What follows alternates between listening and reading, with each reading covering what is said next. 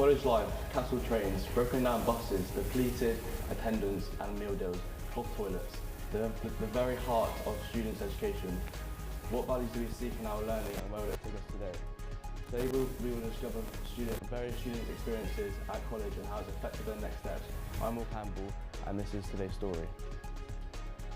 Is college the next stepping stone into adulthood, or rather a bloated release of collated information? Now we had our reporters ask the college students of the CCI building, which holds our TV studio. Mabel Davey has the information. Many know Exeter for its landmarks, history and great shops, but to many it's known for its terrible transport. We've spoken to some Exeter College students on their opinions. I get the bus. Take the train. I get the train. Car. So sometimes the bus doesn't show up, or there's been crashes on the road, so it can be late. It's often late. Train sometimes late and crowded. Just get so packed, especially at like specific times, and they'll sometimes only use like 2 carriages, and so it's like people can't even get onto the train sometimes. I have missed a few days of college because of it, actually. Quite a few. Yeah, it's fairly. A few times, yeah. Well, I think they could be a bit more lenient with when you're late in. You can't always help it. Putting up more online work. Put up like more online work and be a bit more sympathetic to the people that can't come in. But yeah, especially because like the weather as well. My train, like even today, it's cancelled, and so it's so weather dependent because it goes over like some bridges. Because sometimes they'll be like, well, you're half an hour late, and it's like, well, I tried my best, I can't actually come in. Yeah.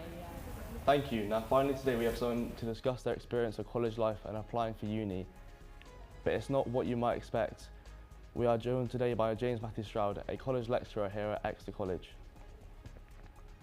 James, what is your experience on the matter? What, applying for university? Yeah. I think it's a real privilege to be part of it. So I've been teaching for 20 odd years, maybe longer than that now, and every couple of years I get to guide young people to discuss whether they need to go to uni, whether they should, whether it's a good idea, and there's a long discussion about the pros and cons of going, the expense versus the benefits of it. So I think it's a really important decision. It's probably the biggest independent decision that a young person will make in their life at that point. So we try and get the advice right and really support them and guide them with it. But it can also be quite a scary time. Scary, yeah. It's quite everyone has sort of different different experiences. It's exciting and scary at the same time, and it's also really expensive if you get it wrong. Yeah. So it's a privilege to be part of.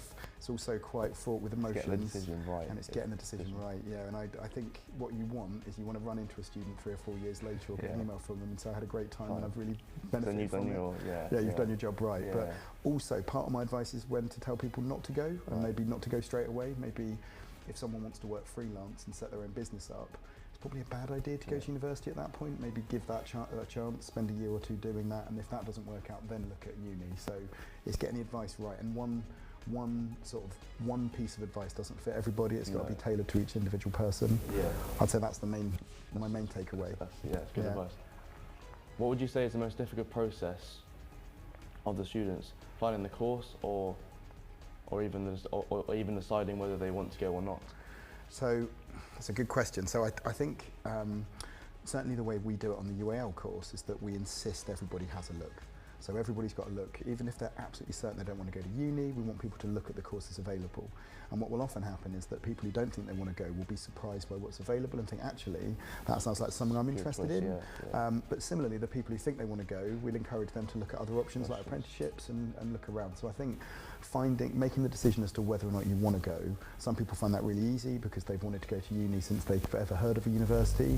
And for some people it's a bit longer, but I think once you've got that decision that I'm going, I think you have to sort of hurry up and make that decision and then slow right down and make sure it's the right university. And it's kind of balancing open days with websites. Like every university can make a flashy video, it doesn't mean it's a good university.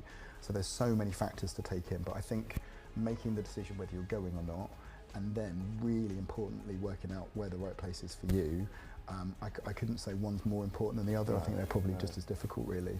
And I think every stage of university application is like that. They're all equally weighted with, like, if you get it wrong, it's a bad move. Yeah. But if you get it right, it's really good. Yeah. Do you think in like personal statements are obviously they're quite difficult to kind of figure out? So do you think it's difficult with personal statements, because I think in part, I don't know this for a fact, but part of me feels like if it's to put off people from going to university if they shouldn't go to university. Yeah, I think it yeah. makes it difficult. And if you're 50-50 about going, you probably shouldn't go at that stage. And if writing a personal statement puts you off going, it's probably a good indication that it's a bad idea. So they're good like that, maybe. Yeah. I think the difficult part with a personal statement is that what you're trying to do is like distill 18 years of your life into one page of A4, and you can't do that. No, and you also no. got this structure that it feels false. And I think personal statements are fine to get you an interview. It's probably really, I find it really I don't think it's good that some people are given rejections based on their personal statement. That just seems like a really unfair. It's good to work out whether they want an interview or not, but it's probably unfair to make that decision based on the personal statement. No, They're also like really annoying to help with. Do you know what I mean? They're difficult for everyone, I think it's fair to say. Yeah, no, I agree. I definitely think it's something that is a stressful It task. is. But I guess it should be difficult to get to uni, Yeah, right? Like that's yeah. part of the process as well. Thank you very much for watching.